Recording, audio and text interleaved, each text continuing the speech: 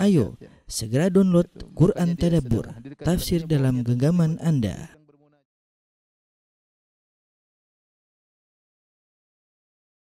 Bismillahirrahmanirrahim. Assalamualaikum warahmatullahi wabarakatuh.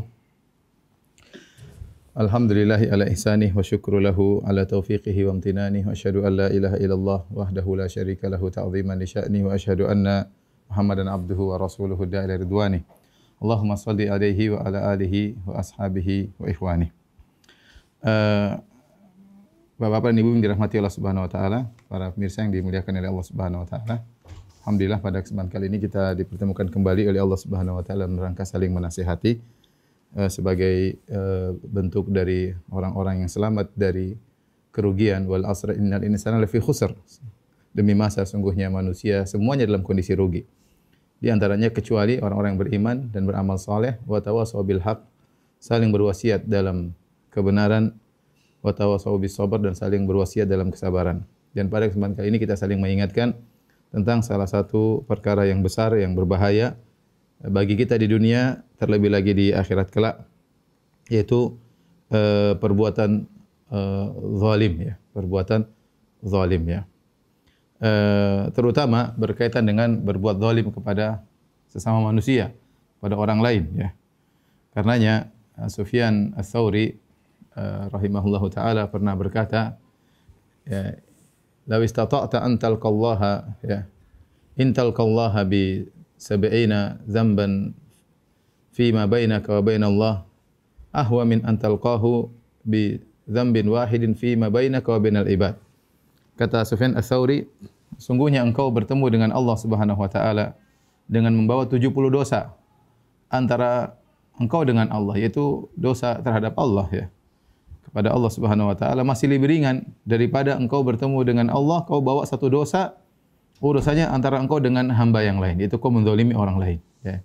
Inilah fikih yang tajam dari Sufyan Ats-Tsauri, bahwasanya berbuat dosa antara kita dengan Allah, asalnya Allah Maha Pengampun lagi Maha Penyayang. Tapi kalau kita dengan manusia yang lain, asalnya dia nuntut, karena dia butuh pahala pada hari kiamat kelak. Ya, asalnya dia nuntut. Ya, maka berwaspada seorang dalam kehidupannya, berusaha meninggal dunia dalam kondisi tidak berbuat zalim kepada siapapun. Oleh karenanya, ketika ada seorang minta nasihat kepada Ibnu Umar radhiyallahu taala anhu, dia berkata, "Uktub ilayya bil ilmi kullih." Wahai Ibnu Umar, tuliskanlah kepadaku seluruh ilmu. Maka Ibnu Umar kemudian membalas suratnya dengan berkata, "Innal ilma katsir." Sungguhnya ilmu itu banyak. "Walakin in istata'ta an talqallaha khafifadh dhahri min dima'in nas." Tetapi kalau kau mampu bertemu dengan Allah dalam kondisi punggungmu ringan, tidak menanggung darah manusia manapun, itu tidak ada kau zalimi orang, tidak ada kau bunuh orang, tidak ada kau melukai orang. Ya, khamisal batni min amwalihim. Perutmu kosong dari harta mereka, itu kau tidak makan harta orang lain. Kafal lisan an a'radhihim, dan engkau menjaga lisanmu dari menjatuhkan harga diri mereka. Laziman li amril jama'atihim faf'al, dan kau melazimi jamaah kaum muslimin, tidak memberontak dari jamaah mereka, maka lakukanlah. Wassalam ya. Assalamualaikum warahmatullahi wabarakatuh. Demikianlah, ini fikih juga yang tajam dari sahabat Ibnu Umar radhiyallahu taala anhu, di mana beliau mengatakan ilmu katsir, tapi kesimpulannya kalau kau mampu untuk bertemu dengan Allah, khafifadh dhahri min dima'il muslimin, min dima'in nas, yaitu kau tidak punya tanggungan darah manusia manapun, kau tidak pernah bunuh orang, kau tidak pernah ikut-ikutan memprovokasi orang untuk bunuh orang lain, kau tidak pernah melukai orang lain ya. Khamisal batin min amwalihim, kemudian perutmu kosong dari makan harta orang lain ya. Kafal lisanak, kau jaga lisanmu tidak menjatuhkan harga diri orang lain, maka lakukanlah. Faf'al, maka lakukanlah. Ini semua menunjukkan bahwasanya bertemu dengan Allah dalam kondisi tidak menzalimi orang lain itu yang terbaik. Al-Imam Syafi'i rahimahullah pernah berkata, bi'saz zad ilal ma'ad al-udwan alal ibad. Kata Imam Syafi'i rahimahullah taala, seburuk-buruk bekal untuk bertemu hari kiamat adalah berbuat zalim kepada hamba-hamba Allah Subhanahu wa taala. Dari sinilah pada kesempatan yang bahagia ini kita sama-sama akan membahas tentang makna zulm, ya, kezaliman, dan berbagai macam model-modelnya agar kita bisa menghindari perbuatan kezaliman itu seluruhnya sebisa mungkin, semaksimal mungkin ya. Baik.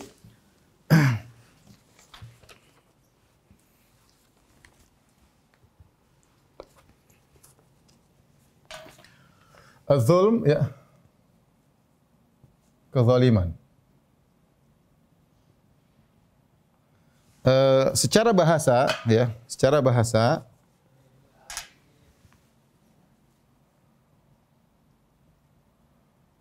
kezaliman adalah zulm adalah wad'u syai' fi ghairi mahallihi, yaitu meletakkan sesuatu tidak pada tempatnya. Itu namanya zalim dalam istilah syariat. Meletakkan sesuatu tidak pada tempatnya. Dan lawannya ya adalah al-adl. Adl itu keadilan. Adalah wad'u syai'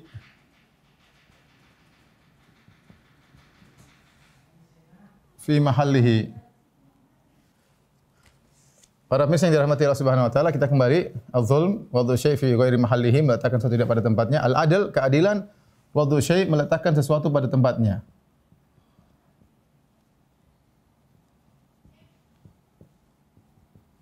Inilah definisi yang lebih kompleks dan komprehensif, mencakup segala sesuatu ya. Karena namanya kebanyakan orang memahami zalim artinya melukai orang ya. Tetapi tidak, sebenarnya zalim itu lebih luas daripada itu. Meletakkan suatu tidak pada tempatnya, maka itu disebut juga dengan kezaliman. Tapi para pemirsa yang dirahmati Allah Subhanahu wa taala, zalim ada 3 bentuk ya. Ya.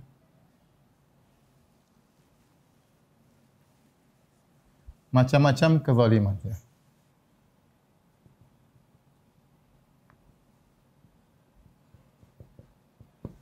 Ada namanya az-zulm fi haqqillah,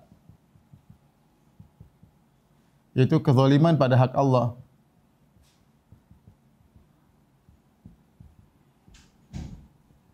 Kemudian adalah az-zulm 'alal ibad, berbuat zalim kepada hamba Allah yang lain. Dan yang terakhir, az-zulm 'ala nafs. Az-zulm 'ala nafs. Berbuat zalim kepada diri sendiri. Zalim pada diri sendiri. Dalam hadis yang sahih, Nabi sallallahu alaihi wasallam bersabda, dawawinu az-zulm inda Allah thalatha. Kata Nabi sallallahu alaihi wasallam, catatan kezaliman di sisi Allah ada 3. Zulmun la yaghfirullahu. Kata Nabi sallallahu alaihi wasallam, catatan kezaliman ada 3 model. Yang pertama, zulmun la yaghfirullah. Ini yang tidak diampuni oleh Allah.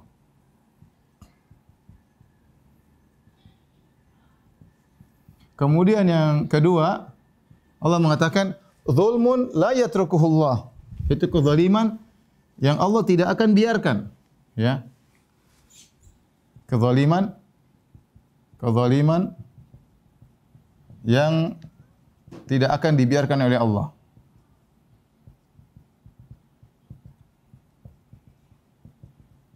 Kemudian yang terakhir kata Nabi sallallahu alaihi wasallam, zulmun la ya'ba'ullahu bih. Zulmun la ya'ba'ullahu bihi. Kezaliman yang Allah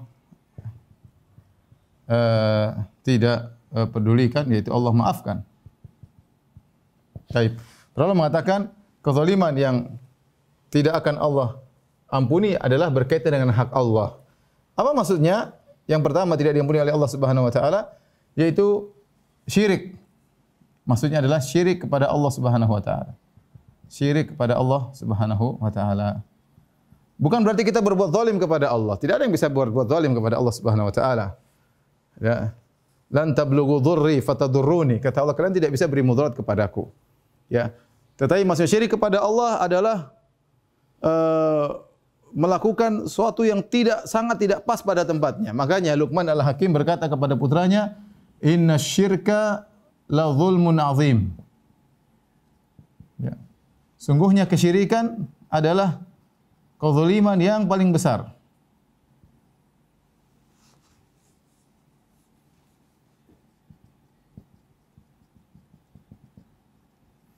Adalah kezaliman yang besar. Kenapa kesyirikan adalah kezaliman yang besar? Karena seorang beribadah kepada selain Allah, yaitu apa? Anta ja'alillahi niddan wa huwa khalaqak.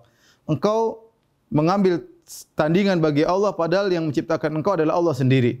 Makanya ini dosa yang Allah tidak akan ampuni, seperti seorang beribadah kepada selain Allah, beribadah kepada nabi seperti orang Nasara beribadah kepada Nabi Isa, atau ada yang beribadah kepada malaikat, atau ada yang beribadah kepada pohon, ada yang beribadah kepada batu, ada yang berdoa kepada mayat-mayat, ada yang berdoa kepada wali-wali.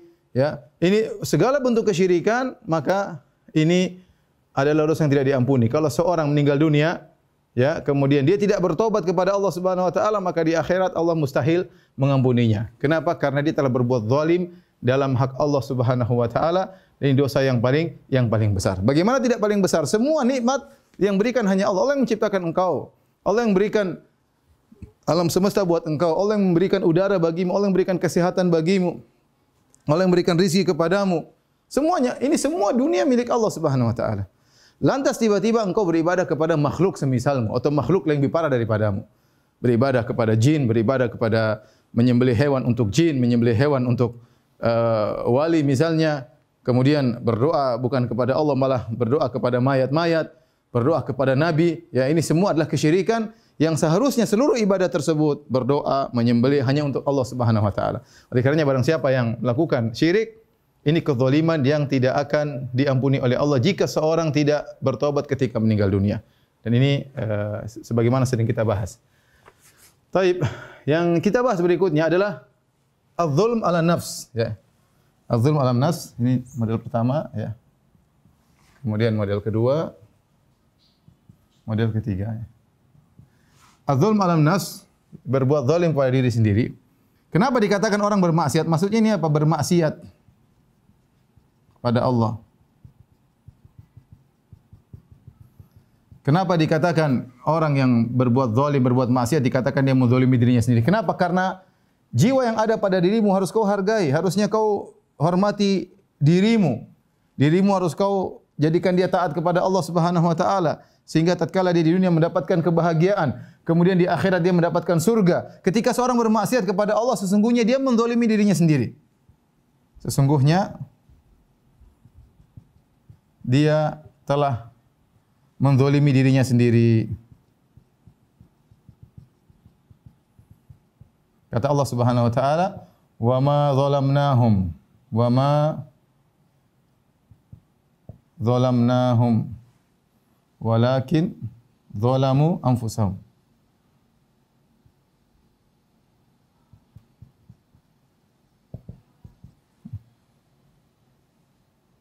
Ya, wa ma zalamuna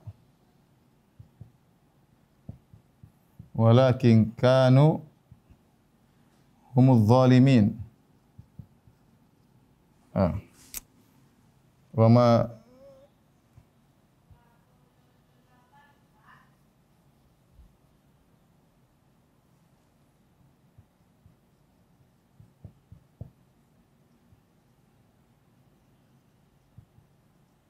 Kata Allah Subhanahu wa taala, "Ma zalamuna," mereka tidak menzalimi kami, walakin zalamu anfusahum, tapi mereka menzalimi diri mereka sendiri. "Wa ma zalamnahum," kami tidak menzalimi mereka, walakin kanu humuz zalimin, merekalah yang telah berbuat zalim. Oleh karenanya jiwa ini harusnya kita bahagiakan. Karena kita tahu kalau orang beriman kepada Allah, dia akan tentram di dunia, dia akan tentram, ya. Kemudian terlebih lagi tatkala dia tentram di alam barzakh. Kemudian dia di akhirat pun dalam kondisi nyaman, dalam kondisi tentram, apalagi mau surga. Tatkala seorang bermaksiat kepada Allah, mengikuti hawa nafsunya, sungguhnya pada hakikatnya dia telah menzalimi dirinya. Di dunia dia sengsara, di alam barzakh dia sengsara, dan di akhirat dia lebih sengsara lagi. Nah, inilah zulm ala nafs, dan ini modelnya banyak, ya, seperti ini berkaitan dengan hak Allah Subhanahu wa taala, ya. Berkaitan dengan hak Allah Subhanahu wa taala. Ya. Seperti meninggalkan kewajiban-kewajiban,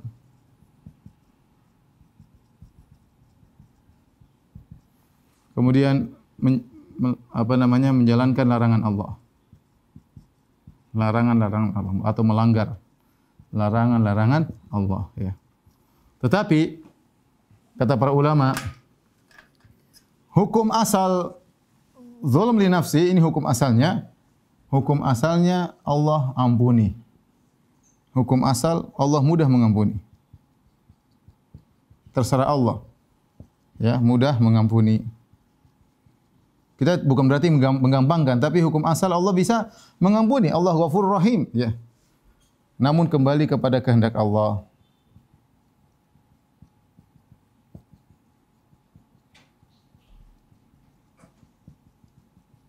Berbeda dengan ini, dengan syirik. Kalau syirik maka Allah tidak akan ampuni jika meninggal dalam kondisi tidak bertobat kepada Allah Subhanahu wa taala, ya.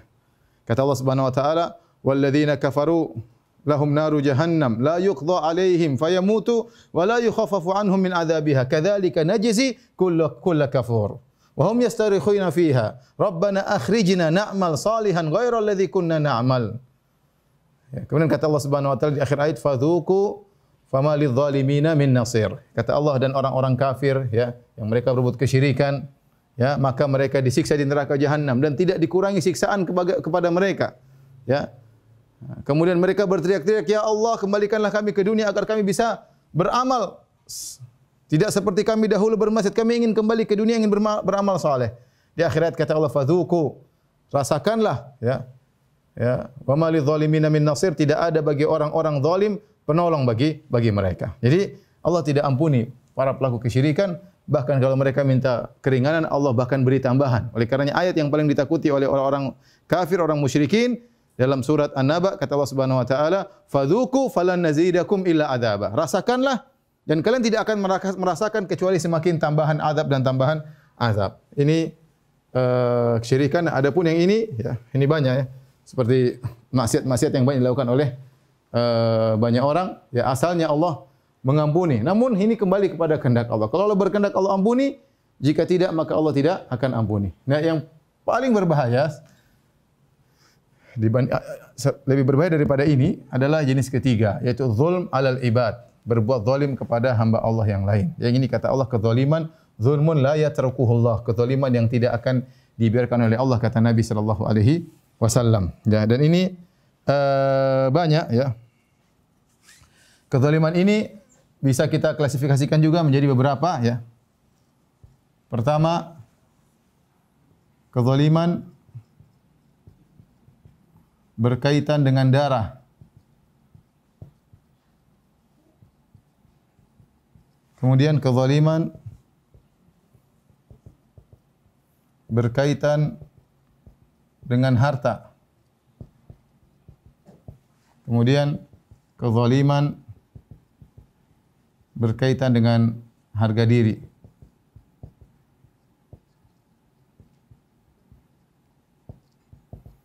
Dalam satu hadis kata Nabi sallallahu alaihi wasallam, "Inna rima'akum wa amwalakum wa a'radakum haramun." Kata Nabi sallallahu alaihi wasallam, sungguhnya darah kalian haram, tidak boleh ditumpahkan. Kemudian harta kalian haram, tidak boleh diambil oleh orang yang lain. Kemudian harga diri kalian haram, tidak boleh dijatuhkan oleh kalian. Ingat, ini semua tiga perkara harus dijaga. Dima'akum wa amwalakum wa a'radakum. Nabi ucapkan tatkala haji wada, Nabi ingatkan, ketahuilah wahai para sahabatku, sungguhnya darah kalian haram, tidak boleh ditumpahkan. Tidak boleh seorang menumpahkan darah yang lain. Urusannya panjang di akhirat. Kemudian amwalakum haram, tidak boleh kalian makan harta orang lain. Tidak boleh kalian makan harta haram. Kemudian a'radakum, juga harga diri saudara kalian tidak boleh kalian jatuhkan. Sungguhnya itu merupakan semua bentuk kezaliman, ya. Adalah bentuk kezaliman, ya. Oleh karenanya dalam hadis kata Nabi sallallahu alaihi wasallam, "Awwalu ma yuqda yaumal qiyamah," ya. Awwalu ma yuqda bainan nas yaumal qiyamah fid dima. Yang pertama Allah sidang pada hari kiamat. Sidang pada hari kiamat adalah urusan darah. Urusan darah. Allah sidang. Yang satu datang kemudian dia membawa temannya, dia mengatakan, "Ya Rabbi hadza qad qatalani." Ya Rabbi, ini si fulan dulu di dunia telah membunuh saya. Ini yang pertama, karena ini yang paling berbahaya masalah darah sampai membunuh. Dosa paling besar di antaranya adalah membunuh orang lain ya. Kemudian berkaitan dengan harta. Jangan sampai makan harta orang lain. Terlalu banyak hadis yang menunjukkan akan ayat dan hadis yang menunjukkan bahaya makan harta yang haram. Seperti firman Allah Subhanahu wa taala, "Innal ladzina ya'kuluna amwalal yatama zulman." Zulman innama ya'kuluna fi butunihim nara. Kata Allah Subhanahu wa taala, sungguhnya yang memakan harta anak yatim dengan kezaliman. Yang memakan harta anak yatim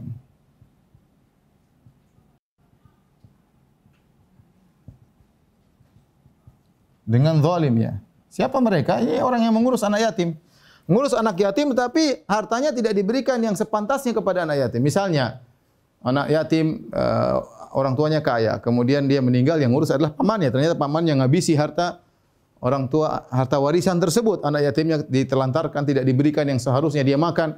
Maka ini bahaya. Kata Allah, sungguhnya mereka makan dengan kezaliman. Innama ya'kuluna fi butunihim nar. Sungguhnya mereka makan api dalam perut mereka. Allah menamakan makan harta anak yatim dengan apa? Kezaliman. Contoh lagi ya. Makan riba. Makan hasil riba. Bunga, pinjamin uang kepada orang, kemudian makan hasil ribanya, ini zalim. Kata Allah Subhanahu wa taala, "Fa in tubtum falakum ru'usu amwalikum la tazlimuna wa la tuzlamun." Kata Allah Subhanahu wa taala, jika kalian bertobat dari riba, falakum ru'usu amwalikum, yaitu kalian boleh ambil pokoknya, tapi bunga-bunga yang setelah kalian makan kembalikan, kata Allah Subhanahu wa taala ya. Kalian boleh ngambil, bunga-bunga enggak boleh lagi. Kata Allah, la tazlimuna wa la tuzlamun, kalian tidak berbuat zalim dan kalian tidak dizalimi. Ya, silakan tagih utang yang sungguhnya. Adapun bunga jangan diambil. Kalau kalian mengambil berarti kalian mengambil telah makan harta dengan kezaliman. Karena dalam Islam dilarang. Karena akad riba adalah akad utang piutang adalah dibangun di atas akad tolong menolong. Maka tidak boleh dicoreng akad tolong menolong dengan mengambil keuntungan dari tolong menolong. Kalau kita jual beli enggak ada masalah, memang akadnya cari untung. Tapi kalau akad utang piutang adalah akad yang dibangun di atas tolong menolong, maka tidak boleh mengambil bunga daripada hal tersebut karena itu adalah makan harta dengan kezaliman. Allah menamakan dengan kezaliman ya. Ini ya. Kemudian juga misalnya dalam hadis tentang orang yang merampas harta, merampas tanah, merampas tanah orang lain.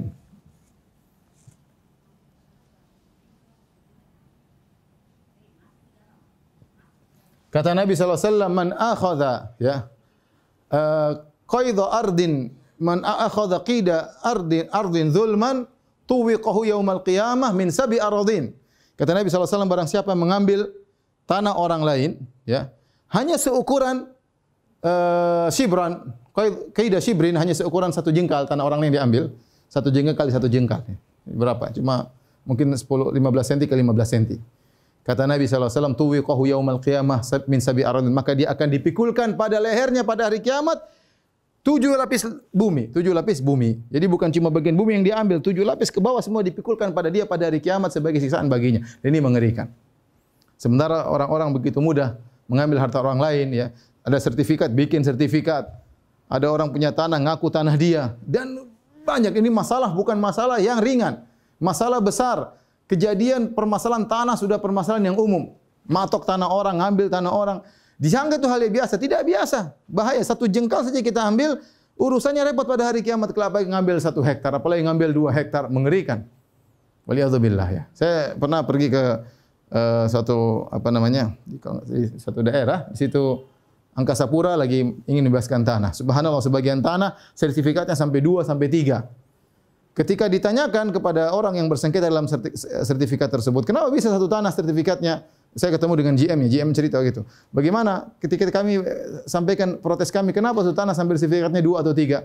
Dengan mudahnya salah seorang dari mereka menjawab, ini biasa Pak, bumi kan 7 lapis ya. Kalau sertifikat 7 enggak ada masalah. Subhanallah. Jadi ini mengerikan ya. Sementara orang begitu mudah ngambil tanah ya, sejengkal saja mengerikan. Ya. Bahkan Nabi SAW mengatakan, barang siapa 2 orang kemudian mengadu kepada aku, kemudian yang satu pandai berbicara sehingga kemudian dia mengalahkan hujah kawannya, maka kemudian aku bela dia padahal dia yang salah tapi dia pandai ngomong, maka Nabi bilang jangan dia ambil hak saudaranya karena dia telah mengambil ya bagian dari api neraka jahanam ya. Bahkan dalam hadis kata Nabi sallallahu alaihi wasallam, barang siapa bersumpah palsu ya, kemudian dia mengambil sesuatu dari harta saudaranya, maka sungguhnya dia telah mengambil bagian dari neraka jahanam. Sebagian saya mengatakan, ya Rasulullah, wa in kana syai'an yasiran, meskipun dia hanya mengambil sebagian kecil dari harta saudaranya, apakah dia akan mendapatkan bagian neraka? Kata Nabi sallallahu alaihi wasallam, wa in qadhiban min araq, meskipun yang dia ambil hanya 1 siwak. Siwak berapa harganya? 1 real. Kalau di Saudi 1 real bisa dapat 2 atau 3 siwak. Kata Nabi, meskipun satu batang siwak yang sangat murah, kalau dia ambil dengan zalim, maka dia akan mendapatkan masalah pada hari kiamat kelak. Dia telah mengambil potongan dari api neraka. Dia telah mengambil potongan dari api neraka. Dan ini perkara yang sangat mengerikan. Para mirsa yang dirahmati oleh Allah Subhanahu wa taala.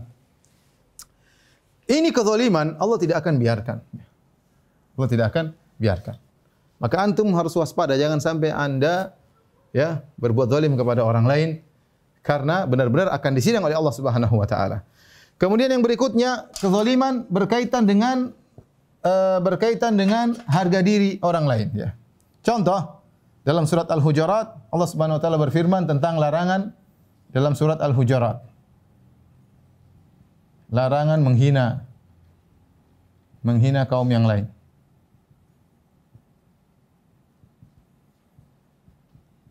Larangan ghibah.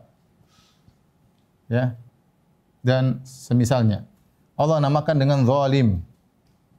Kata Allah Subhanahu wa taala dalam surat Al-Hujurat kalau tidak salah ayat 11 sampai 12, ya ayyuhalladzina amanu la yaskhar qaumun min qaumin asa yakunu khairan minhum wala nisa'un min nisa'in asa yakunna khairan minhun wala talmizu anfusakum wala tanabazu bil alqab bi'sal ismul fusuqu ba'dal iman wa man lam yatub fa ulaika humudz zalimun.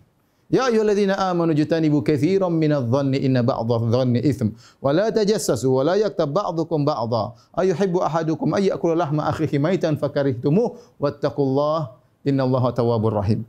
Kata Allah Subhanahu wa taala, wahai manusia sekalian, wahai orang beriman, janganlah sebagian kalian mengejek sebagian yang lain. Ya, bisa jadi yang diejek lebih baik daripada yang mengejek. Kata para ulama, kenapa? Karena kebanyakan orang yang mengejek biasanya ada kesombongan dalam dirinya, makanya dia mengejek. Dan perkataan Allah bisa jadi yang diejek lebih baik daripada yang mengejek itu benar. Kenapa? Karena kesombongan itu sangat membuat orang hina di hadapan Allah. Orang yang angkuh itu sangat hina di hadapan Allah Subhanahu wa taala. Makanya orang angkuh pada hari kiamat dibangkitkan dalam bentuk kecil, ka'amsali dzar fi suwari rijal, kecil seperti semut. Bentuknya manusia tapi kecil seperti semut karena di dunia merasa tinggi. Yakshahumudz dzul min kulli makan, hampir diinjak-injak oleh yang lainnya. Dan ini menunjukkan orang yang sombong itu sangat hina di depan Allah. Sekarang dia ngejek orang. Timbul pertanyaan, kenapa dia ngejek orang? Ya. Ghamtun nas, merendahkan orang lain, dia mengejek orang. Biasanya orang A mengejek B tidak lain kecuali karena A merasa tinggi. Oleh karenanya kata Allah, asa an yakunu khairan minhun. Asa yakuna khairan minhum. Bisa jadi yang diejek lebih baik daripada yang mengejek. Wala nisa'um min nisa'in, dan jangan sekelompok wanita mengejek sekelompok wanita yang lain. Asa an yakunna khairan minhun, bisa jadi yang diejek, wanita yang diejek lebih baik daripada yang mengejek. Ini sudah saya sampaikan juga. Kenapa para wanita disebutkan secara khusus? Karena ejek-ejekan di antara para wanita sangat dahsyat. Ejek-ejekan masalah tas, masalah anak-anak, masalah rumah, masalah suami, masalah penghasilan, masalah kecantikan, banyak jadi bahan ejekan. Banyak dari bahan merendahkan yang lainnya. Bisa jadi yang diejek lebih baik daripada yang mengejek, ya. Wala talmizu anfusakum wala tanabazu bil alqab, jangan kalian mengejek dengan lirikan mata, ya. Wala tanabazu bil alqab, jangan membuat gelar-gelar yang buruk. Bisal ismul fusuqu ba'dal iman. Kemudian kata Allah, wa man lam yatub, barang siapa yang tidak bertobat dari itu semua, fa ulaika humudz zalimun, itu mereka telah berbuat zalim. Ternyata menjatuhkan harga diri orang lain adalah kezaliman. Ini bahaya, urusannya di akhirat. Ya, urusannya di akhirat. Setelah itu Allah lanjutkan lagi, wala yaktab ba'dukum ba'dha. Ya ayyuhalladzina amanu jtanibu katsiran minadh-dhann. Jauhilah kalian dari kebanyakan persangkaan. Inna ba'dadh-dhanni itsm. Sebagian persangkaan adalah dusta. Wala tajassasu. Jangan cari-cari kesalahan orang lain. Ngecek sana, ngecek sini untuk cari-cari kesalahan orang lain. Mata kalian tertutup tidak melihat aib orang lain, itu yang terbaik. Jangan kita malah cari-cari aib orang lain, kirim orang untuk ngecek kesalahan-kesalahan orang lain untuk kita ungkap, untuk kita gembar-gemborkan ya. Wala tajassasu. Kalau dia nampakkan ya sudah, salah sendiri. Dia nampakkan ya sudah. Ya sudah dinampakkan ya sudah, tidak ada masalah. Kalau dia sembunyikan, dia tampak-tampakkan ya. Kemudian kita bongkar, tidak berkaitan dengan maslahat kaum muslimin ya. Ya aib dia sendiri kemudian kita bongkar, tidak boleh. Ya. Kemudian kata Allah, wala yaktab ba'dukum ba'dha, jangan sebagian kalian menggibah sebagian yang lain, ngerumpi sebagian yang lain. Wattaqullah, bertakwalah kepada Allah. Kenapa? Karena gibah, namimah, mengejek, sukhriyah, merendahkan, itu semua adalah kezaliman berkaitan dengan harga diri. Muslim satu dengan muslim lain saling mencintai. Harusnya kita tidak menjatuhkan harga diri orang lain. Harusnya kita jaga harga dirinya. Malah kita jatuhkan, inilah bentuk kezaliman. Di antara juga qadhful muhsanatil ghafilatil mu'minat. Di antara bentuk kezaliman berkaitan dengan harga diri orang lain yaitu menuduh seorang wanita baik-baik terjerumus dalam zina. Enggak boleh. Oh itu wanita pezina. Enggak boleh. Bisa jadi dia tidak pakai jilbab, bisa jadi. Tapi jangan kita tuduh dia berzina. Zina lain, tidak pakai jilbab dosanya sendiri. Tapi zina ini lain lagi. Ini dosa besar kalau kita tuduh dia berzina kemudian kita tidak mendatangkan bukti. Berarti kita menjatuhkan harga dirinya ya. Makanya orang yang menuduh orang lain berzina tidak mendatangkan pas saksi, didera. Fajliduhum thamanina jalda, didera 80 kali cambukan, dipermalukan di hadapan orang. Kenapa ini orang-orang nuduh orang lain berbuat zina, tidak datangkan bukti, didera. Ini demi apa? Menjaga tidak mudah seorang menjatuhkan harga diri orang lain ya. Para pemirsa yang dirahmati Allah Subhanahu wa taala, ini tiga model kezaliman ini hati-hati ya. Pada dasarnya Allah tidak akan biarkan. Pada dasarnya Allah tidak akan biarkan. Kenapa? Karena orang yang kita zalimi pada dasarnya akan menuntut kita pada hari kiamat kelak. Ya. Pada dasarnya mereka akan menuntut karena mereka butuh pahala pada hari kiamat kelak. Tapi sebentar lagi kita lanjutkan, tolong dihapus.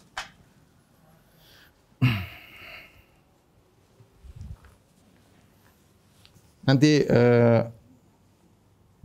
saya kirim gambarnya atau nanti tim kirim gambarnya ke Bu Ades insyaallah biar disebarin di kawan-kawan pengajian.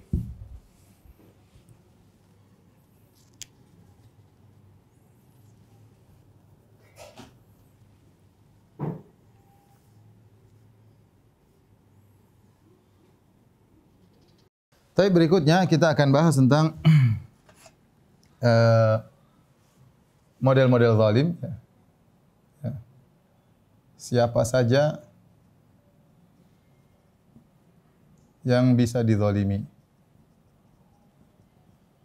Tentu banyak ya. Siapa zalim, siapa dizalimi?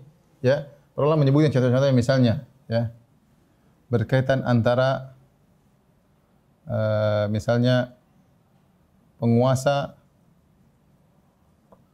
yang menzalimi rakyat. Ya. Ya, penguasa yang menzalimi rakyat. Dan bisa terjadi sebaliknya. Rakyat menzalimi penguasa. Ya. Rakyat menzalimi apa? Penguasa. Penguasa yang menzalimi rakyat tentu urusannya berat ya.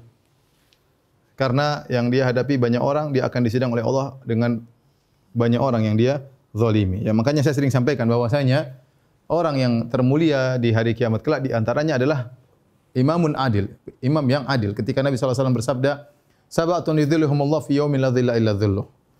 7 golongan yang akan Allah naungi pada hari kiamat, tidak ada naungan kecuali naungan Allah Subhanahu. Di antara 7 golongan tersebut semuanya orang hebat.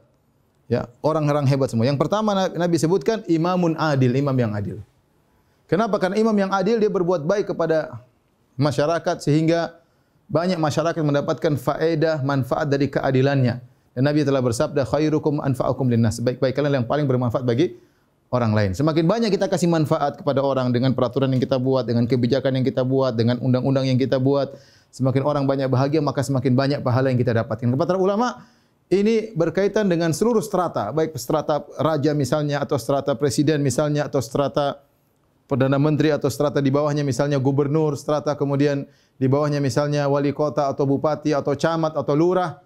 Ya, ini semua tercakup. Kenapa? Karena semakin dia bisa buat kebijakan yang menyenangkan bawahannya, maka semakin dapat pahala yang banyak. Bisa jadi seorang bupati, tapi dengan kebijakan dia membuat masyarakatnya bahagia, dia perhatian dan macam-macam ini, maka dia menjadi orang sangat mulia pada hari kiamat kelak. Namun sebaliknya, jika ternyata penguasa tersebut menzalimi rakyat, membuat undang-undang ya asal seenaknya sendiri, menyenangkan kesenangan pribadinya, untuk mengeruk harta rakyat agar dia bisa berfoya-foya dengan keluarganya, mau tingkatan presiden, mau tingkatan gubernur, mau tingkatan wali kota, tingkatan bupati, tingkatan lurah, tingkatan nyamak, tingkatan RT, camat, lurah atau RT, kalau ternyata enggak benar, ya hanya memanfaatkan harta rakyat kemudian untuk kepentingan pribadinya, maka mereka akan telah berbuat zalim yang sangat besar dan mereka akan sengsara pada hari kiamat kelak.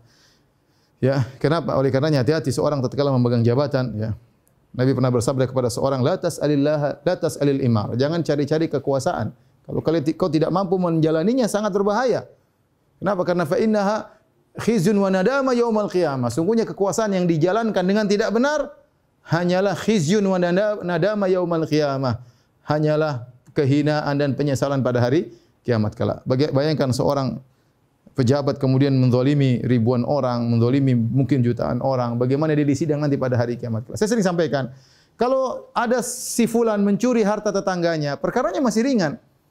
Yang disidang nanti cuma berdua aja, dia lawan tetangganya. Allah hadirkan di depan dan Allah sidang pada persidangan Allah. Ya, hari kiamat kelak. Tapi yang kalau dia zalimi ternyata jutaan orang, bagaimana? Bagaimana dia mau disidang berhadapan dengan jutaan orang kalau dia berbuat zalim?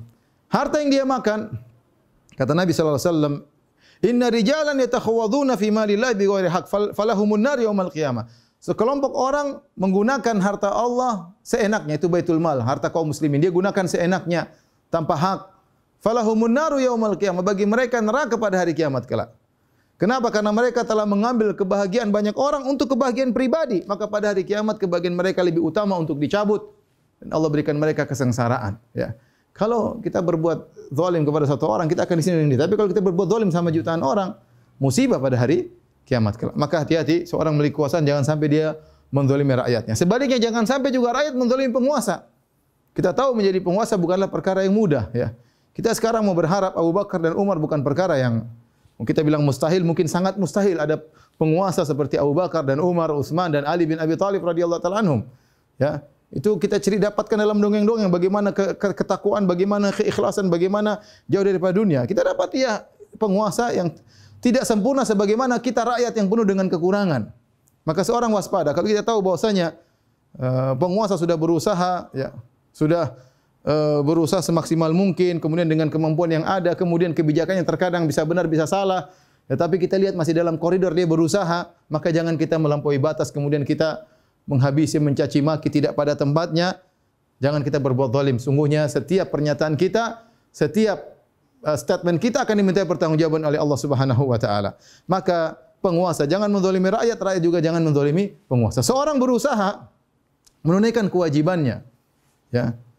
Hak dia boleh minta, kalau dia tidak dapatkan di dunia akan kembali di akhirat kelak. Di antara bentuk zalim rakyat menzalimi penguasa, ya. Baik. Di antara bentuk kezaliman, ya,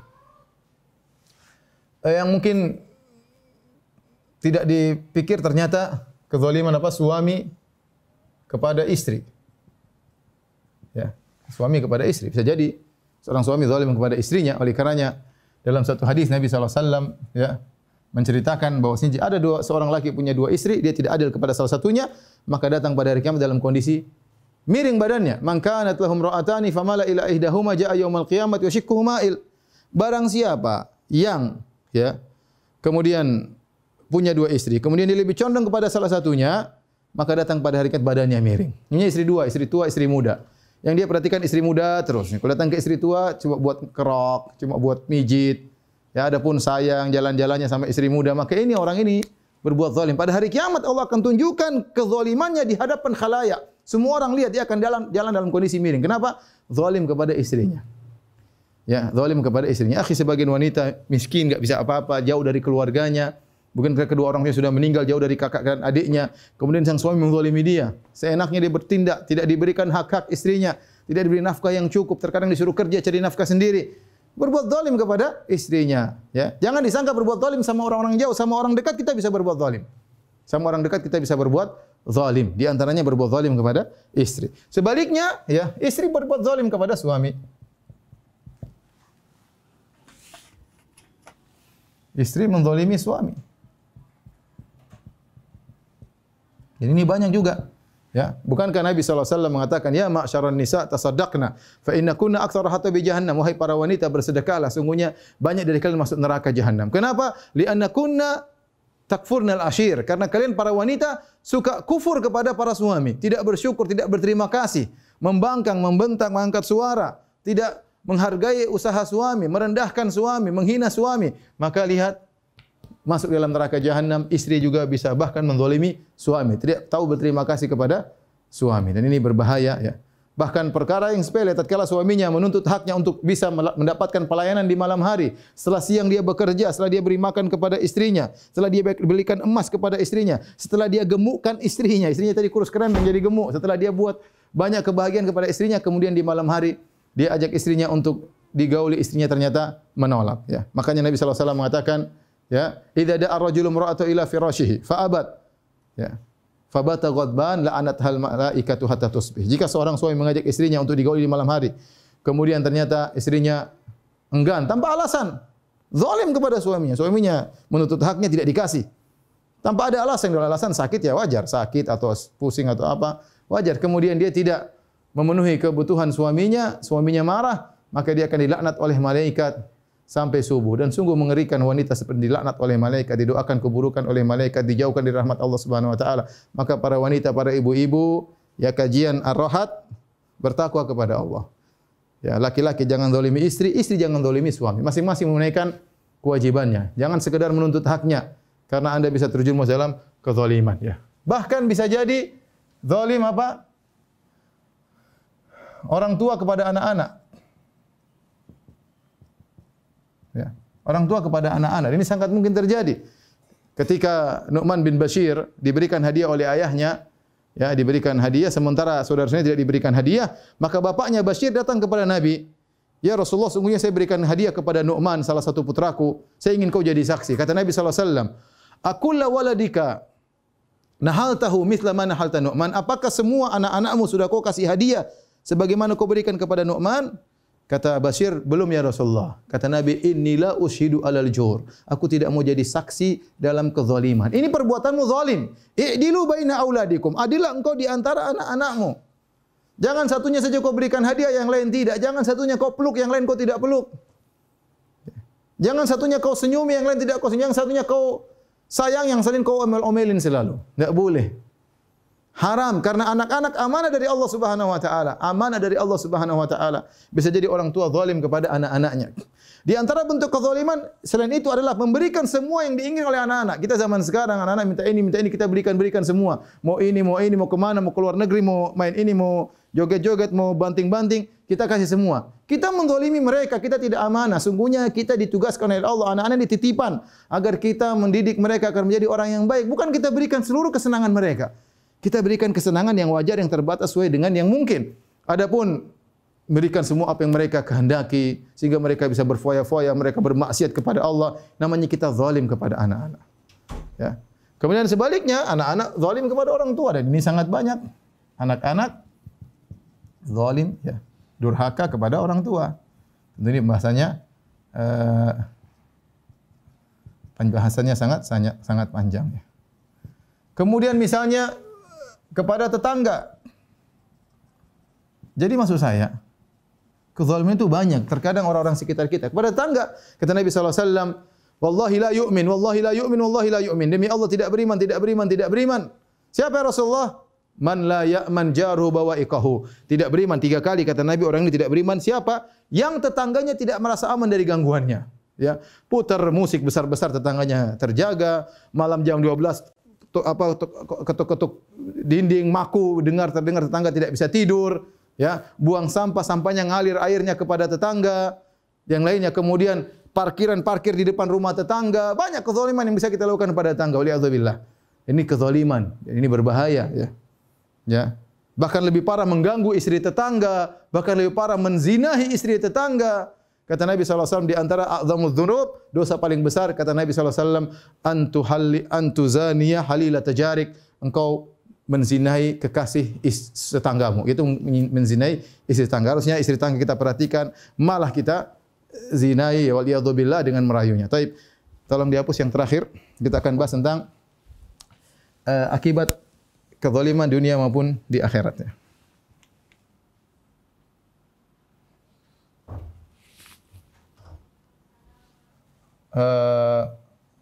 Dampak buruk kezaliman ya, bisa di dunia dan bisa di akhirat. Di dunia, kemudian di akhirat. Ya, orang yang zalim di dunia ya, akan dibalas oleh Allah Subhanahu wa taala. Akan dibalas oleh Allah Subhanahu wa taala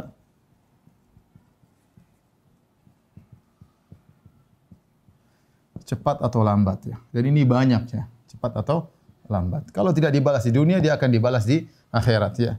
Makanya dalam hadis kata Allah Subhanahu wa taala kepada orang yang zalim, kata Allah Subhanahu wa taala, la ansurannaka ya walau ba'da hin. Sungguh aku akan menolongmu wahai orang terzalimi. Menolongmu wahai yang terzalimi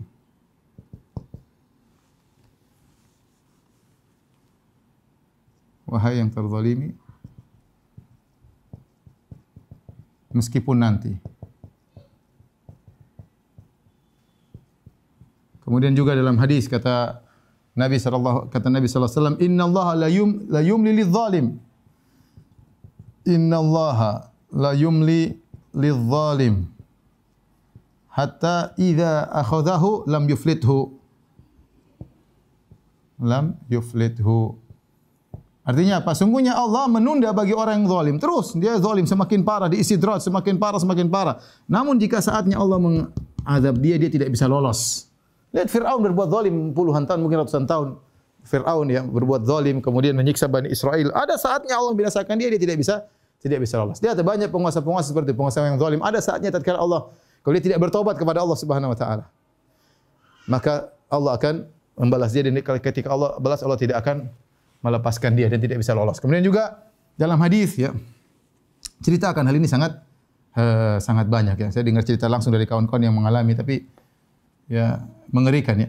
Taib, di antaranya juga seperti Nabi sallallahu alaihi wasallam bersabda ya, ma bi dzambin ajdaru an yu'ajjilallahu li sahibihi al-uqubata fid dunya ma yaddakhiruhu lahu yaumal qiyamah min al-baghi wa qati'atir rahim. Kata Nabi sallallahu alaihi wasallam, tidak ada dosa yang paling utama untuk Allah segerakan balasannya di dunia ya, beserta dengan dosa yang Allah simpan, hukuman yang Allah simpan baginya di akhirat, seperti dosa berbuat zalim dan memutuskan silaturahmi. Jadi kata Nabi, tidak ada dosa yang paling pantas Allah segerakan hukumannya di dunia beserta dosa yang hukuman yang Allah sisakan di akhirat. Jadi dua hukuman dunia, hukuman akhirat. Seperti dosa berbuat zalim dan juga dosa memutuskan silaturahmi. Ya akhi, orang berbuat zalim di dunia, awal dia menang memang, dia bahagia sementara, tapi ujungnya nanti bagaimana? Kelihatannya dia bahagia, kelihatan sengsara, dia mewah di zamannya. Sampai kapan kau seperti itu? Ada saatnya kau akan disidang oleh Allah, akan saatnya Allah beri hukuman di dunia sebelum di akhirat. Ya. Kalaupun Allah tidak kasih hukum di dunia, di akhirat tentu lebih parah. Ya, di akhirat, ya, di dunia juga di antaranya didoakan keburukan dari orang yang dizalimi. Hati-hati ya. Bisa-bisa kita mati su'ul khatimah gara-gara orang yang kita zalim. Ya Allah, matikanlah su'ul khatimah. Wah, mengerikan. Ya. Makanya dalam hadis kata Nabi sallallahu alaihi wasallam, "Wattaqu da'watal mazlum." Takutlah kalian kepada doa orang yang dizalimi. Fa innahu laisa bainaha wa bainallahi hijab. Sungguhnya tidak ada halangan bagi dia dengan Allah Subhanahu wa taala, langsung Allah terima. Bahkan dalam ayat yang lain, dalam hadis yang lain kata Nabi sallallahu alaihi wasallam, "Wa in kana fajiran wa inna fujurahu alaihi." Kata Nabi sallallahu alaihi wasallam, meskipun yang berdoa orang fajir, orang pelaku maksiat, tukang maksiat, tapi kita zalimi dia, kemudian dia berdoa, maka doanya dikabulkan. Kefajirannya urusan dia dengan Allah nanti. Bahkan dalam riwayat, wa in kana kafiran, meskipun dia kafir, Kita zalimi orang kafir bahaya. Kita zalimi orang kafir, maka dia berdoa buruk. Maka bisa jadi keburukan tersebut kembali kepada kita. Makanya Nabi SAW mengatakan, "Man dzalama mu'ahadan," barang siapa menzalimi orang kafir, fa ana hajiju yaumal qiyamah, aku akan bersidang dengan dia pada hari kiamat kelak. Orang kafir enggak boleh kita zalimi. Jangan teman kafir kita zalimi. Hewan aja enggak boleh kita zalimi ya akhi. Apalagi manusia. Manusia kafir sih tidak boleh kita zalimi, apalagi sama muslim, enggak boleh. Enggak boleh merendahkan dia. Kata Nabi SAW, al-muslim akhul muslim, la yadhlimuhu wa la yahqiruhu. Seorang muslim adalah saudara bagi muslim yang lain. Jangan dia zalimi, jangan dia rendahkan, menjatuhkan harga dirinya. Jadi hati-hati, bisa jadi seorang mendoakan kita dengan keburukan, maka kita akan sengsara dengan keburukan tersebut. Saya tahu ada seorang dulu. Seorang lelaki, dia punya istri dua. Istri yang kedua dia zalimi. Ya, kemudian istri tersebut cerita sama istri saya, ini si fulan menzalimi saya. Saya berdoa kepada Allah agar dia tidak diterima dimanapun dia berada. Subhanallah. Ini orang padahal seorang dai. Tapi kemudian dia ke sana ke sini tidak ada yang terima dakwahnya sampai sekarang. Ya. Allah alam bisa jadi itu akibat dampak dari doa istrinya tersebut. Ya. Saya tahu juga ada seorang dia melakukan bisnis, kemudian akhirnya dia mungkin menyakiti salah seorang dari rekan bisnisnya. Kemudian dia berdoa, ya Allah, jangan lancarkan bisnisnya dimanapun bisnisnya. Maka kemanapun dia berbisnis selalu gagal. Bisa jadi karena doa orang tersebut. Hati-hati. Kita enggak tahu ya akhi. Ya, ketika orang kalau emosi dia doa dengan doa sembarangan.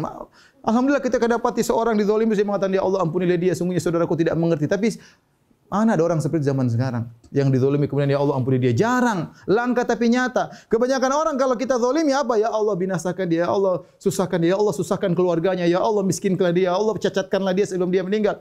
Waliyadzubillah. Ya. Ini terjadi. Saya pernah ketemu seorang, ceritanya begini banyak ya. Saya ketemu seorang cerita sama saya. Ustaz, saya dulu punya keluarga, kemudian ayah saya meninggal, punya harta banyak, diambil sama om saya. Semua ngambil, dibagi harta anaknya semuanya.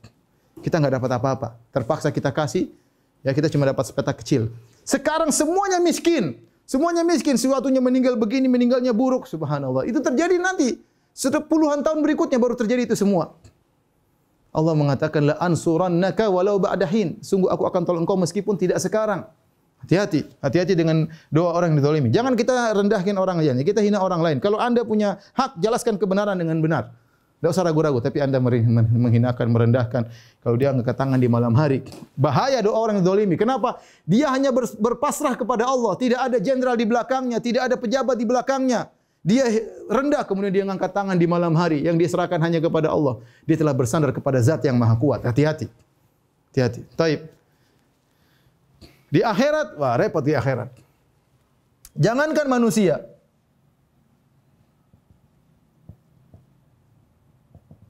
Bahkan hewan Allah qisas. Bahkan hewan Allah qisas. Dalam Sahih Muslim dari hadis Abu Hurairah radhiyallahu anhu, Nabi sallallahu alaihi wasallam bersabda, ya. La tu'addunnal huquqa ila ahlihi yaumal la tu'addunnal huquqa ila ahliha yaumal qiyamah. Hatta yuqtassa li qarna al-jalha min al-qarnil min syartil jalha min al-syartil qarna. Kata Nabi sallallahu alaihi wasallam, sungguh kalian pada hari kiamat benar-benar akan mengembalikan hak kepada pemiliknya. Hak kalian ambil punya orang, kalian akan kembalikan pada hari kiamat kelak. Jangankan manusia, sampai ada kambing yang tidak bertanduk, ditanduk oleh kambing yang bertanduk pada hari kiamat, kambing yang bertanduk ini akan dikisos oleh Allah pada hari kiamat. Kemudian setelah itu Allah mengatakan kuni turaba, jadi tanah. Tapi Allah ingin tegaskan, ya, karena pada hari kiamat yang dibangkitkan bukan cuma manusia. Kata Allah, wa idzal wuhushu husyirat, hewan-hewan juga dibangkitkan dan dikisus oleh Allah Subhanahu wa taala agar manusia lihat Allah Maha Adil. Hewan saja Allah kisus, apalagi manusia. Ya akhi, ente zalimi orang dengan satu perkataan saja, ya, Anda akan dimintai pertanggungjawaban oleh Allah pada hari kiamat. Hati-hati. Hati-hati. Dan kalau kita sudah disidang oleh Allah Subhanahu wa taala, caranya bagaimana? Dengan bayar pahala kita. Makanya Nabi sallallahu alaihi wasallam mengatakan, "Man kanat lahu madlimatun li akhihi." Ya. Min ardin aw malin falyatahallaluhu minhu al-yawm qabla alla yakuna dinar wala dirham. Barang siapa berbuat zalim kepada saudaranya, maka hendaknya dia minta dihalalkan pada hari ini. Sebelum datang hari kiamat kelak tidak ada dinar, tidak ada dirham, tidak ada real, tidak ada rupiah, tidak ada dolar. Mau bayar pakai apa? Kalau dia punya kebaikan, kebaikan itulah yang akan dia bayarkan. Kalau dia tidak punya kebaikan, maka keburukan orang dia zalimi akan dilemparkan kepada dia. Mengerikan. Rasulullah SAW juga bersabda, "Atadruna manil muflis?" Tahukah kalian siapa orang yang merugi pada hari kiamat? Kata para sahabat, "Al-muflisu fina man la dinar wala dirham wala mata." Orang yang bangkrut ya tidak punya apa-apa ya Rasulullah, tidak punya dinar, tidak punya emas, tidak punya perak, tidak punya barang-barang, tidak punya aset. Kata Nabi, "Al-muflisu min ummati." Orang bangkrut dari umatku, kata Nabi, orang rugi dari umatku. "Man ya'ti yaumal qiyamah bi salatin wa zakatin wa siyamin wa sadaqah." Orang yang datang pada hari kiamat dia punya pahala salat, pahala puasa, pahala zakat, pahala sedekah, wa ya'ti wa qad syatama hadza, ternyata di dunia dia pernah mencaci maki si fulan. Wa daraba hadza, dia pernah memukul si fulan. Wa safaka dama hadza, dia pernah menumpahkan darah si fulan. Wa qadhafa hadza, dia pernah menuduh yang tidak-tidak kepada si fulan.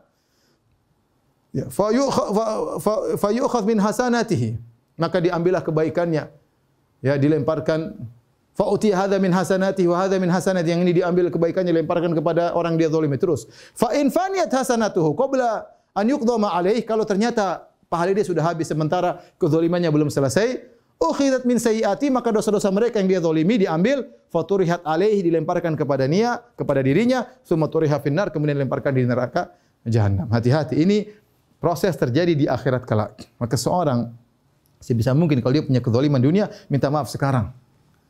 Sampai Syekh Utsaimin mengatakan, kalau ada orang kau berbuat gibah kepadanya, kau pernah menjelek-jelekan dia, kemudian kau minta maaf kepada dia, dia tidak memaafkan kecuali kau bayar uang, bayar.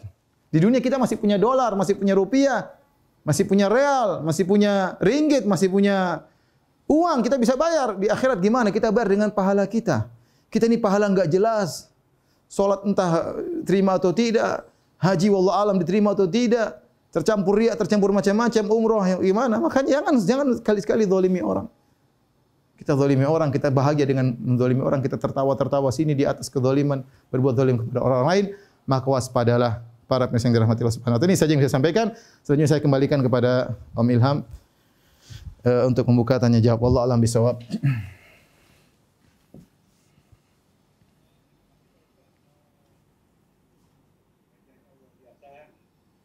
Oleh karena itu juga mendapatkan sambutan yang luar biasa juga. Ada puluhan pertanyaan. Baiknya saya mulai dengan pertanyaan melalui chat aja dulu Ustaz ya. Ya, boleh Om. Silakan Om. Pun tadi saya jadikan kalau ada yang perlu betul, jamaah bisa langsung bertanya. Tapi ini saya layani dulu yang bertanya melalui chat. Ini dari Ibu Yuniarti. Assalamualaikum warahmatullahi wabarakatuh. Izin bertanya, kesaliman terhadap harta yang melampaui batas, contohnya mempunyai rumah banyak sekali dan mobil banyak, juga bagaimana kalau menemukan orang seperti ini, Ustaz? Jadi kalau orang punya harta yang banyak, ya, tentunya dia harus siap untuk dihisab. Setiap harta yang dia miliki dia akan dihisab oleh Allah Subhanahu Wa Taala. Jika dia mampu untuk menjawab pertanyaan-pertanyaan Allah, nggak jadi masalah. Ya, contoh dia punya harta yang banyak, tetapi misalnya ya di samping punya harta yang banyak, ternyata dia banyak bersedekah, ternyata dia banyak membantu fakir miskin, ternyata dia siapkan harta yang banyak, dia niatnya ya Allah agar ketika saya meninggal anak-anak saya sudah punya aset misalnya. Itu urusan dia. Yang penting dia bisa jawab pada hari kiamat kelak. Yang penting dia tidak zalim. Kalau dia zalim kepada orang lain, dia ngambil harta orang lain, itu baru zalim. Tapi kalau dia punya harta yang banyak, cuma pertanyaan yang harus dia siapkan, bisakah dia menjawab pertanyaan kalau ditanya oleh Allah Subhanahu Wa Taala? Ya. Dia punya mobil 5, coba. Kalau akan tanya, mobil 5 buat apa? Bisa jawab. Kalau bisa jawab silakan. Kalau nggak bisa jawab, mending sedekahkan. Kalau bisa jawab silakan. Ya. Punya misalnya jam mewah harganya 1 miliar, misalnya. Ya. Kalau bisa jawab, tanya kenapa 1 miliar sementara banyak orang pandemi miskin kemudian lapar. Bisa jawab silakan, nggak ada dilarang. Maksud saya yang penting seorang bisa menjawab pertanyaan tersebut. Ya. Dan kita tidak bisa menyamaratakan sistem. Ada orang mungkin dia punya rumah 3, 4, tapi ternyata sedekahnya miliaran. Kita dapati orang seperti begitu. Ya kita nggak bisa salahkan dia. Yang penting dia bisa jawab pada hari kiamat, silakan. Dia tidak zalim bahkan dia membantu orang, cuma dia senang. Dia ingin menikmati dunia, yang penting dia tidak berbuat zalim kepada orang lain. Adapun masalah hartanya, silakan dia mempersiapkan jawaban terhadap pertanyaan yang akan ditanyakan kepadanya. Allah a'lam bishawab. Selanjutnya Ustadz, ini dari Hafiz Farhan. Ya.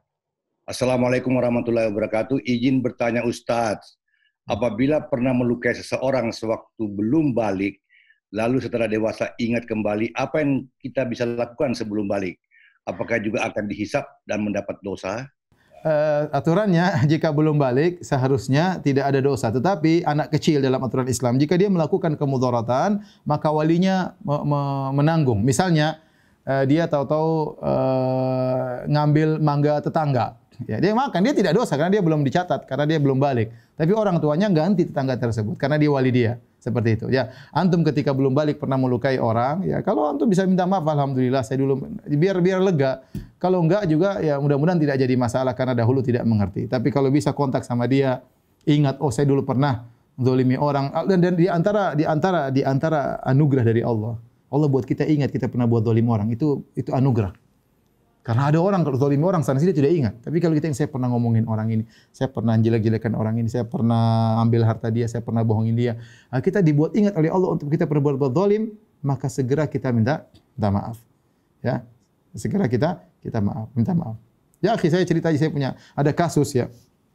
Kasus seorang wanita menzalimi wanita yang lain.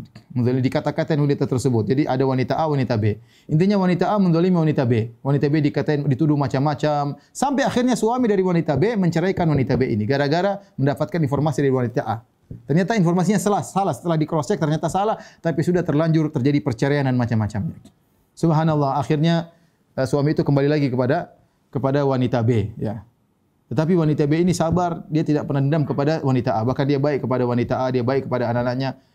Kemudian wanita A ini sakit. Menjelang meninggal dunia, ya kira-kira mungkin 10 menit sebelum meninggal dunia, tiba-tiba wanita ini telepon, wanita A telepon wanita B. Dia minta maaf, subhanallah. Ini anugerah dari Allah. Sebelum meninggal minta maaf kepada orang yang pernah kita zalimi. Maka si A telepon si B, ketika itu si B bersama suaminya. Maka si wanita B berkata, suamiku ini wanita A telepon, ada apa ya? Ternyata dalam sakratul maut. Sakratul maut. Ya, ketika B, saya minta maaf, saya dulu pernah gini-gini, maafkan saya. Dia bilang sama saya, Mas, gimana saya maafkan? Kata suaminya, maafkan. Subhanallah, dia maafkan, berapa menit kemudian meninggal dunia. Maka saya katakan seorang kalau mengingat dosa-dosanya, berbuat zalim kepada orang lain, itu anugerah dari Allah agar Anda punya kesempatan untuk minta maaf kepada dia. Kalau Anda sudah meninggal, repot hari kiamat. Atau dia meninggal dulu, repot pada hari kiamat. Kita ada hari akhirat, ada hari hisab, ada hari sidang yang akan menyidang adalah Allah Subhanahu wa taala. Dan kalau Allah sudah sidang, kita enggak bisa larikan lagi kiri. Kita enggak bisa main-main kata-kata. Ya, enggak bisa. Tapi selanjutnya ini dari Ibu Rian Aryan. Dia bekerja sebagai sales di perusahaan yang menjual salah satu produk pembasmi serangga. Ustadz, saya menjual barang saya di toko online dengan cara saya membeli produk itu dari perusahaan saya dengan uang saya sendiri, Ustadz. Tapi selama ini saya membeli produk itu melalui perantara customer saya agar barang yang saya beli untuk dijual lagi mendapat diskon dari kantor saya lebih besar diskonnya. Dan ini tentu tanpa sepengetahuan perusahaan tempat saya bekerja. Apakah hasil saya berjualan produk itu halal, Ustadz? Gitu.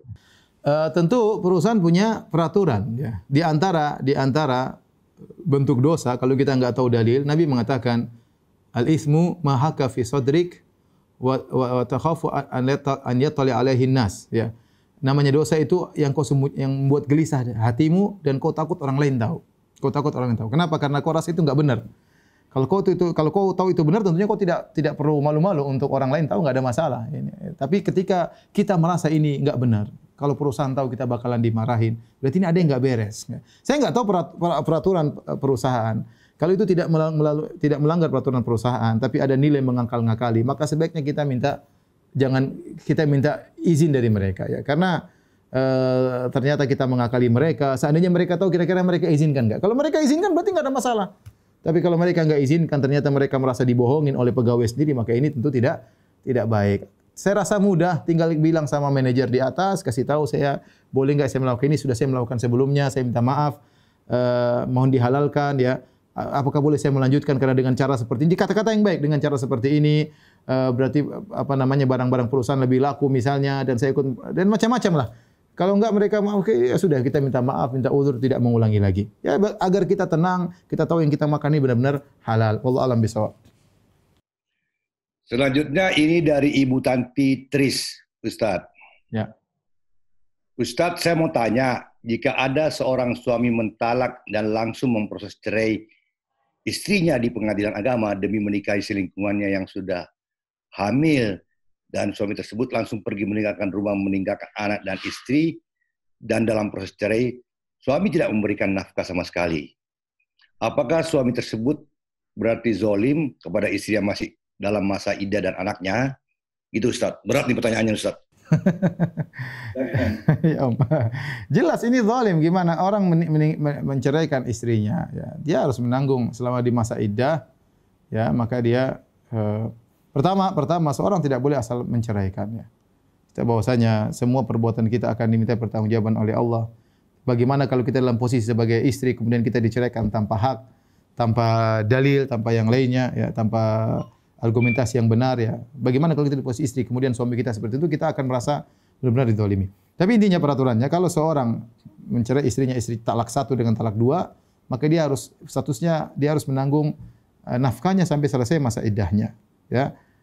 Kata Allah Subhanahu wa taala, ya, apa namanya? Fa'amsikuhunna bima'rufin aw sarrihuhunna bima'ruf. Aturan Allah ada. Kalau kau ingin kembali kepada istrimu setelah kau ceraikan, kembali dengan cara yang baik. Kalau kau ingin cerai, cerai dengan cara yang baik. Dengan cara yang baik, bukan dengan cara seperti itu kemudian diproses, ditinggalkan begitu saja tanpa ada ini, tentunya adalah hal yang buruk, ya. Tapi saya sampaikan kepada istri yang dizalimi, ya, sabarlah, ya, sabarlah. Tidak usah doakan keburukan kepada suami, doakanlah kebaikan kepadanya. Anggap inilah ujian hidup untuk mengangkat derajat. Ini musibah yang harus dijalani. Dan kalau Allah kasih musibah, insya Allah Allah tahu saya mampu untuk menjalaninya. Sabar, ya, sabar. Ya, dunia ini memang isinya dengan ujian, ya. Kita diuji, anti diuji, saudara kita diuji, maka hadapi ujian tersebut, tidak usah kita ngamuk-ngamuk, doakan ya Allah matikanlah suamiku, ya, matikan juga istrinya yang masih hidup tersebut, ya, dan yang lain jangan. Sudahlah, kita terima, jalani dengan baik, dengan sabar, minta pertolongan dari Allah Subhanahu wa taala. Taib. Ini dari Ibu Tessa Sahra. Ya. Assalamualaikum warahmatullahi wabarakatuh. Waalaikumsalam. Ustadz, izin bertanya. Ada sebuah perusahaan yang mendukung LGBT atau penyuka sesama jenis yang diketahui karena mereka memasang tulisan dukungan tersebut, dukungan untuk pada LGBT itu di media sosial mereka. Jadi itu di-declare gitu, Ustadz. Ya. Dia mendukung LGBT. Perusahaan ini ternyata menjual produk sehari-hari kebutuhan rumah tangga yang sudah halal, sudah sertifikasi MUI.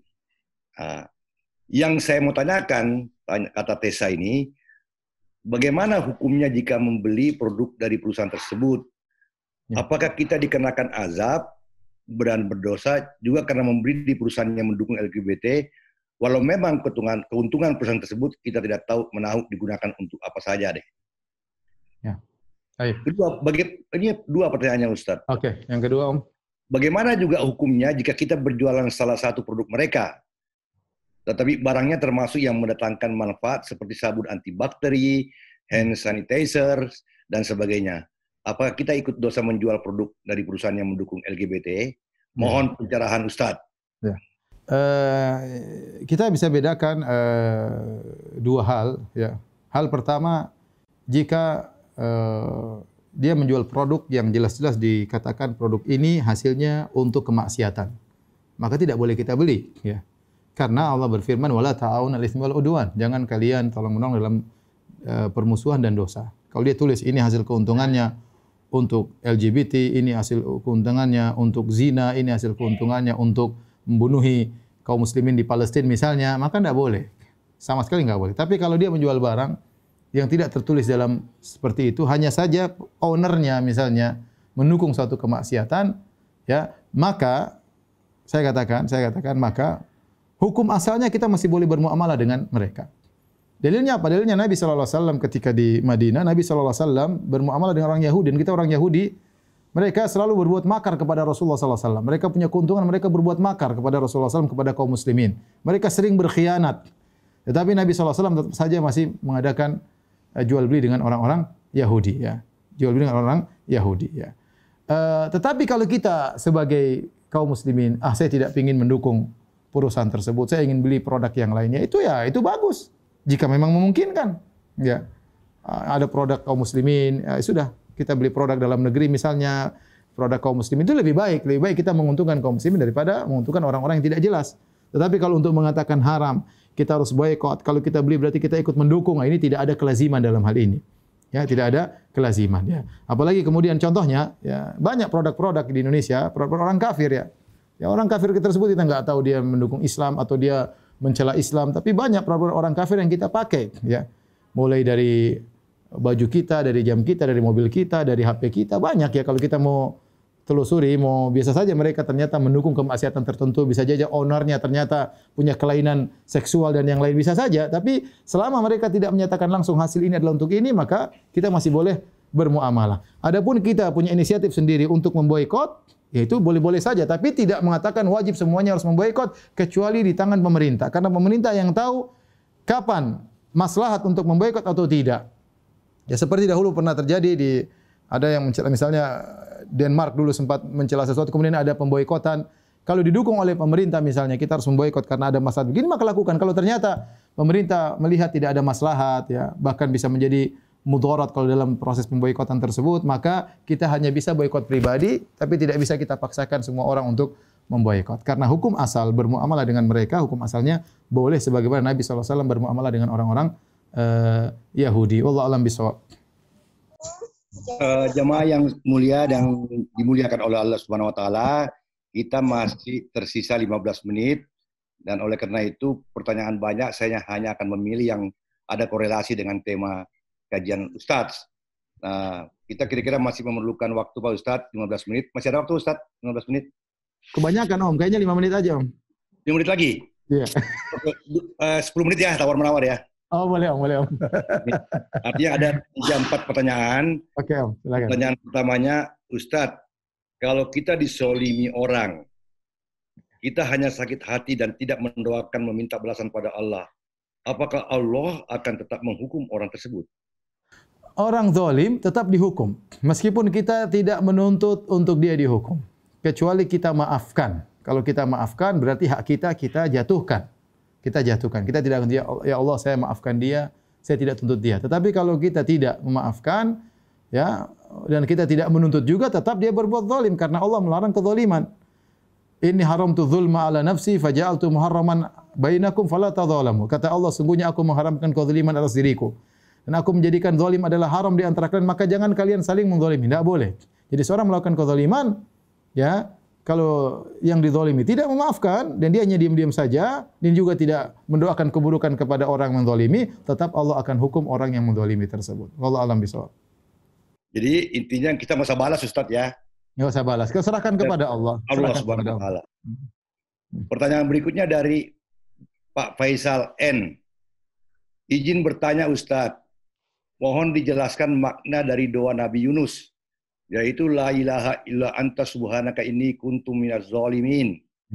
Apakah maksudnya adalah dengan kita mengaku berbuat zalim, dosa-dosa kita akan diampuni Allah? Itu Ustaz.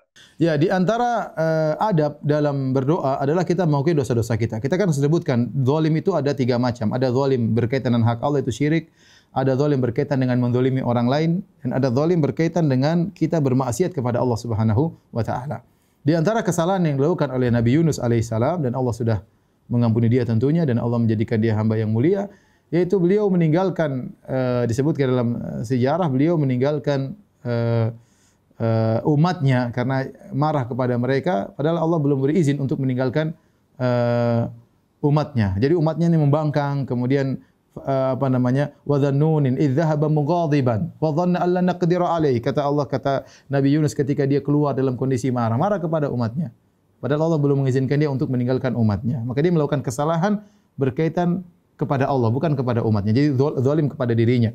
Maka kemudian Allah membuat dia ditelan oleh ikan paus. Ketika itu dia berkata, wa nada fi dhulumat, dan dia pun menyuruh Allah dalam kegelapan. Ya, para ulama mengatakan gelapnya perut ikan paus, kemudian gelapnya laut dan gelapnya malam. Alla ilaha illa anta subhanaka inni kuntu minadh dhalimin. Sungguhnya tidak yang berhak disembah kecuali Engkau ya Allah. Maha suci Engkau ya Allah, aku termasuk orang berbuat zalim. Aku melakukan kesalahan. Ya, dan itu adalah di antara adab dalam berdoa, kita mengakui kesalahan kita. Kita beristighfar, kemudian kita minta ampun. Seperti Nabi Adam alaihissalam dan Hawa ketika memakan buah yang dilarang oleh Allah Subhanahu wa taala, mereka berkata, Rabbana zalamna anfusana wa illam taghfir lana wa tarhamna lanakunanna minal khasirin. Ya Rabb kami sungguhnya kami telah berbuat zalim ya. Demikian juga maka ampunilah dosa kami. Seperti juga Nabi Sulaiman ya. Ketika berdoa minta diberikan kerajaan yang besar, dia mengatakan Rabbi ghfirli. Ya Allah ampunilah aku. Wa habli mulkan la yanbaghi li ahadin min ba'di. Dan berikanlah aku suatu kerajaan yang tidak pantas dimiliki oleh seorang pun setelahku. Maka Allah berikan dia kerajaan yang luar biasa. Tapi para nabi tersebut ketika mereka berdoa, mereka beristighfar. Makanya di antara ada berdoa, seorang mengakui kesalahan-kesalahannya, ya, mengakui kerendahannya, karena dia posisinya sedang meminta. Dia mengakui keagungan Allah dan dia mengakui kekurangannya. Maka ini wasilah agar doa dikabulkan. Wallahu a'lam bishawab. Pertanyaan berikutnya dari Aswani Dade. Ini kayaknya masalahnya dirasakan banyak sekarang oleh banyak orang, Ustaz, banyak kejadiannya. Ya. Apakah termasuk zalim kalau secara sepihak perusahaan memotong gaji karyawan yang berhutang ketika dia terpaksa harus diberhentikan atau karena tidak disiplin, gajinya dipotong untuk bayar hutangnya? Itu, Ustaz. Perusahaan memotong gajinya, kemudian dibayarkan kepada utang pegawai kepada perusahaan, perusahaan. Jadi dia potong gaji karyawannya karena karyawan itu diberhentikan, tidak disiplin, kemudian gajinya itu dipotong untuk bayar hutangnya. Jadi dia berhentikan, gajinya dibayarkan untuk hutangnya dia gitu. Iya. Dalam aturan al-muslimuna ala syurutihim. Ya. Secara umum kaum muslimin harus sesuai dengan apa yang mereka sepakati.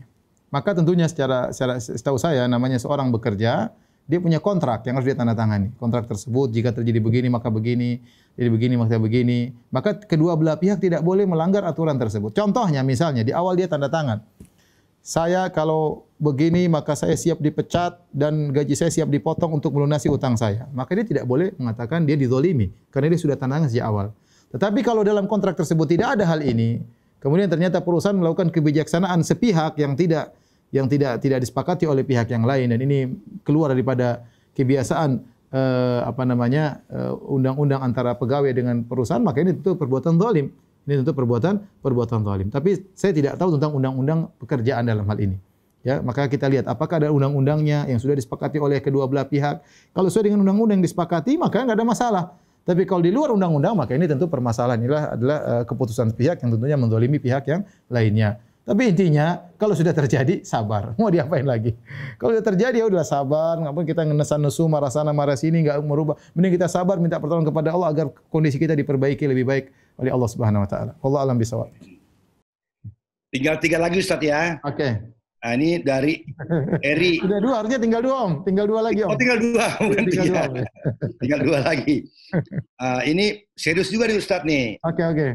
Dari Eris ya. Apakah zalim seorang anak yatim menuntut harta ayahnya kepada istri ayahnya? Karena sudah 6 tahun ini si anak tidak menerima warisan, sementara istri ayahnya non-muslim. Terima kasih untuk penjelasannya Ustaz. Jawabannya tentu tidak, ya tentu tidak. Bahwasanya harta warisan adalah hak milik ahli waris, harusnya segera dibagi. Ya, harusnya segera dibagi. Maka tidak boleh orang lain memegang harta tersebut. Ini harta milik ahli warisnya. Ahli waris tersebut berhak meminta harta tersebut. Apalagi kalau dia sudah balik, dia berhak untuk. Kalau dia masih yatim tidak bisa mengolah, ya mungkin ditahan atau ada yang mengolahnya dengan baik. Tapi kalau dia sudah dewasa, dia mampu untuk mengurus hartanya, maka dia berhak menerima. Ya, dan ini tidak zalim sama sekali, dia menuntut haknya. Tapi dia menuntut dengan cara yang baik kepada istri bapaknya tersebut. Kalau ternyata cara yang baik tidak bisa dipenuhi tidak bisa didapatkan hasilnya, maka dia boleh mengikuti peraturan undang-undang yang ada. Allah a'lam bishawab. Ini terakhir Ustaz ya. Dari Mawah Az-Zahra. Ya. Bismillah Ustadz, mau nanya bagaimana menikah tapi dipaksa oleh ayah dengan ancaman akan dikeluarkan dari keluarga dan si anak dibohongin. Kalau calon si suami taat agama padahal sebaliknya dia sama sekali tidak mau sholat dan nggak bisa membaca Al-Quran. Ini sudah terjadi apa belum Om ini? Kayaknya sudah terjadi nih. Dia sudah karena kalau nggak terjadi kan dia nggak tahu suaminya. Suaminya kayak apa ya? Iya. Seharusnya pernikahan nggak boleh dipaksa. Kalau seorang wanita sudah dewasa, dia tidak bisa dipaksa. Dia tidak bisa, apalagi dibohongin. Seharusnya perkawinan tersebut bisa dia batalkan. Karena perkawinan yang dengan paksaan, apalagi informasi yang tidak benar, itu hak bagi salah satu calon, salah satu pihak untuk membatalkan. Misalnya, si A menikah dengan si B. Kemudian informasi yang masuk kepada si A, si B ini orangnya begini, A, B, C, D, apa. Kemudian ternyata informasi tersebut tidak benar. Setelah terjadi pernikahannya, nampak tidak sesuai dengan laporan yang masuk, maka dia boleh mengajukan ke hakim untuk membatalkan pernikahan tersebut. Jadi bukan perceraian, dibatalkan. Dibatalkan akad nikahnya karena akad tersebut tidak sesuai dengan apa yang mereka sepakati. Sama seperti jual beli. Misalnya saya jual rumah, rumah saya luasnya 500 meter persegi, kemudian dalamnya ada begini, ada begitu, ada begini. Harga 10 miliar ternyata rumah cuma 100 meter persegi. Ya boleh dibatalin karena tidak sesuai dengan barang yang disampaikan. Tetapi tadi kalau sudah terjadi, lihatlah maslahat dan mudarat ya. Lihatlah maslahat dan mudarat. Apakah dengan membatalkan ribut dengan apakah suaminya masih bisa diajak untuk lebih baik dan yang lainnya. Maka ini seorang wanita melihat maslahat dan mudarat, diskusi sama orang tuanya agar tidak kemudaratan lebih lebar dan lebih besar lagi. Wallahu a'lam bishawab. Demikian saja kepada para pemirsa, kepada Om Ilham, kepada Bu Ades dan juga para peserta Majelis Ta'lim Ar-Rohat. Semoga pertemuan kita diberkahi oleh Allah Subhanahu wa taala, menambah timbangan kebaikan kita di akhirat kelak, dan semoga kita diampuni dosa-dosanya oleh Allah Subhanahu wa taala. Insyaallah kita bertemu dalam kesempatan yang lain. Wabillahi taufiq wal hidayah. Assalamualaikum warahmatullahi wabarakatuh.